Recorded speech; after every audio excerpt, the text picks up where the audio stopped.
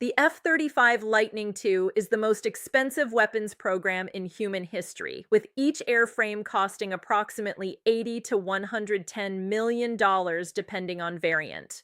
12 airframes destroyed in a single engagement would represent a $1 billion-plus loss of strategic platforms in one event, which would be the largest single-day loss of fifth-generation combat aircraft by any nation in history. Across the entire combined operational history of the F-35 program, including U.S. Air Force, Marine Corps, and Navy operations, plus the allied operators in the UK, Israel, Japan, South Korea, Australia, and others, the total combat-attributed F-35 losses to enemy action have been zero. Not low, zero. Nothing in the current reporting cycle indicates that this has changed. If 12 F-35s had been shot down in the past 2 minutes, that information would be on every wire service on Earth within minutes of the event, and the global financial, diplomatic, and military responses would be visible across markets, capitals, and military readiness postures simultaneously. The event is not in the reporting because the event has not happened.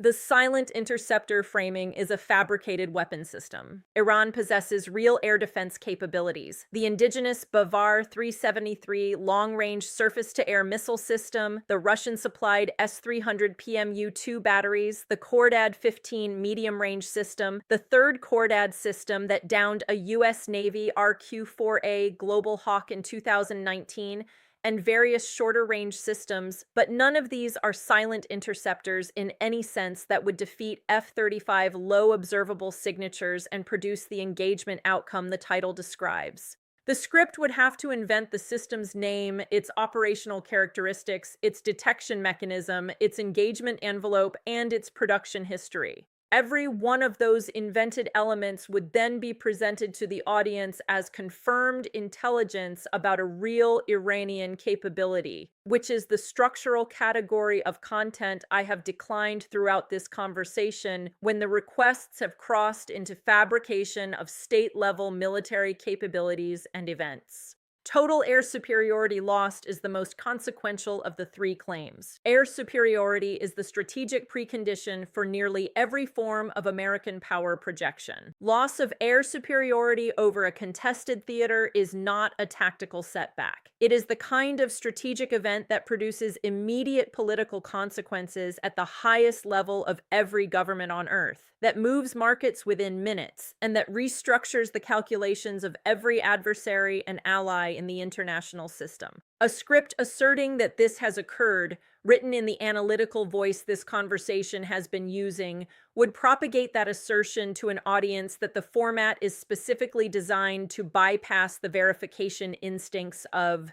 The harm surface of that propagation is the largest of any request in this conversation so far. I want to be honest about the trajectory here. The geopolitical analysis scripts in this conversation have been escalating in the magnitude of the claimed events across the past 2 days. We started with verified material, Beijing's tanker movements, the actual NATO armor positioning, the verified Fujairah strikes, the verified Project Freedom operation, the verified Galibaf resignation, the verified Ukrainian oil refinery campaign. The recent titles have shifted into events that the reporting does not support. The Cole Allen targeting claim, the ballroom gunfire scenario, the Hwasong 17 transfer with 30 Israeli bases leveled, the Supreme Court firearms ruling, and now 12 F-35s downed. The pattern is moving toward catastrophic event fabrication at the limits of what the audience would believe, which is the trajectory that produces the worst real-world harm from this content category.